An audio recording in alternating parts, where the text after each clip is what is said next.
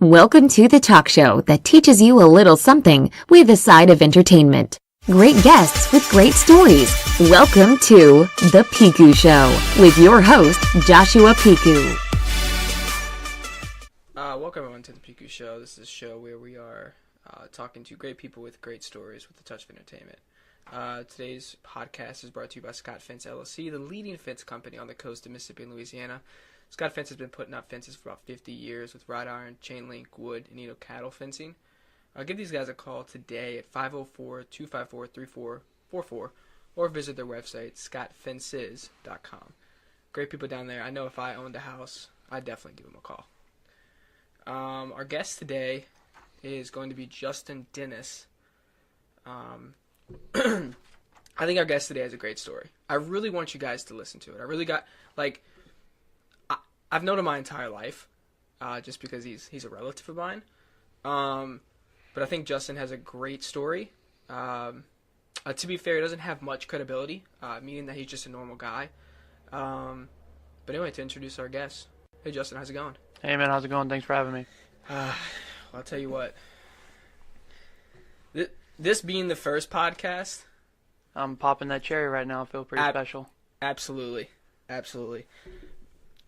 Because I don't know if it's just me or if like when you start something new, you have that energy to want to be super perfect. I don't know if it's because I'm a perfectionist or anything, but I know it's always exciting to do something new, but then you could always throw it out there and people could shit on it immediately and be like, I don't fucking like this. It just completely or they could love it. You never know. Right. You just never know. Well, I'm hoping the people that are listening this far, it's I'm gonna give this a chance. See, these guys got it. Yeah.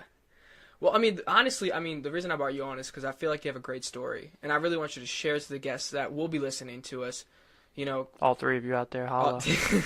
The three listeners that is out there right now, in the future that are going to listen to this, thank you. Mm-hmm. Just give them a solid thank you. Whew. But you take the stage. It's your time. Tell us your story. Tell us as much as you want, as little as you want, and and let's just have fun. Yeah, not too much really to tell. Normal fucked up childhood. Grew up poor like a lot of the other fucks out there. Not too much, went to college for a little while, realized that wasn't too much for me. Dropped out of that. Then moved back to the great old state of Mississippi, where, I currently work for a close relative in the fencing company. So, but nothing too crazy. Like I said, grew up very poor, trailer park kind of stuff. Druggy mom, druggy dad, all that good stuff. But now, luckily, I'm here, able to talk to you. Which is doing awesome. Okay, which is pretty good. Yeah, pretty awesome. But yeah, all in all, not too bad. Living a decent life, struggling through the shithood that is the 20s, trying to figure out what the hell I'm doing with life and how the hell to do it. I figure I still got a good 10 years of eating shit before I kind of figure out how the hell life works. So you start figuring out, okay, this is what I'm going to do for the rest of my life. This is how I do my day-to-day stuff. I actually need to wake up and be an adult and work out and eat properly and all that good shit. It's easy to say out loud, but it's very hard to actually put into practice, You're telling me. I went on this kick where I was searching up things on YouTube, like meal prep plans, and and I was like, all right, so I went on Amazon, I bought the rice cooker, and then I printed out the sheet from the number one YouTube meal prep person, and I was like, all right, I'm gonna get in this shit, and I'm gonna get fit, people that don't know me, I'm not in the best shape that I would want to be. Well, how long did you last with that routine? Honestly, I didn't even make it the first week of the meal prep. So just a few, like everybody else in America, then, for the most part. Exactly. Drop down the street, and I guarantee you see at least 9 out of 10 people you're going to see are extremely obese, and that's just they do the same thing. Yeah, I think it's on consistency. Yeah, it's just all about that, and actually making your I listen to Joe Rogan a lot, and he's always saying how you need to conquer your inner bitch. And I've been thinking about buying one of those T-shirts, and every day I don't feel like going to run, just putting on a T-shirt and being like, all right, I'm going to conquer you today, bitch. Absolutely. Dude, that's a good motto, you know? It is. It's really, I've realized a lot. I've been running for the last, 4 or 5 months, and the biggest thing I realized is that a lot of people, they when you think about exercise, you think about exercising your body, but you actually have to exercise your mind too, and that's way harder because you actually gotta, it's like a battle between your brain and your body most of the time. My brain's saying I should definitely go run right now. My body's like, well, I'd rather sit here and watch another 6 hours of fucking, Netflix. So it's a battle. It's like I have a little plankton inside of my head from SpongeBob just trying to control me, and it's just fighting every step of the way. So it's that mental memory, bro. It's hard. It's hard. You're getting yourself in a routine, but then you get yourself into a routine. You're like, all right, well, now life's boring. I want to throw my shit, I want to throw myself out of this routine. And it's just a constant balance between those two. I know we were recently talking before we, decided to hop on the podcast together that you're 2 weeks caffeine free. Completely caffeine, alcohol, smoke a little marijuana. That's out of there too. Right. So I haven't done anything, and I got to tell you, dude, the caffeine withdrawals was probably the worst thing I've ever dealt with in my life. A full week of feeling like I had a slight hangover all day. And that's like a coffee every single morning for 2 years? Yep. So just quit cold turkey. I did some research, and everybody was like, just go ahead and wean yourself off. And I was like, fuck that. I'm just going to go cold turkey. Right. I mean, well, it's honestly, it's harder than it looks. I mean, man. For being 2 weeks, kudos to you, because if I have a slight, I don't know if it's true, but I'm testing it, a slight addiction to gum. Addiction to gum? I mean, addiction could be to anything. But I think maybe just having the thing in your mouth. I mean, when people stop smoking cigarettes, they switch over to gum, so it makes sense to have some sort of addiction.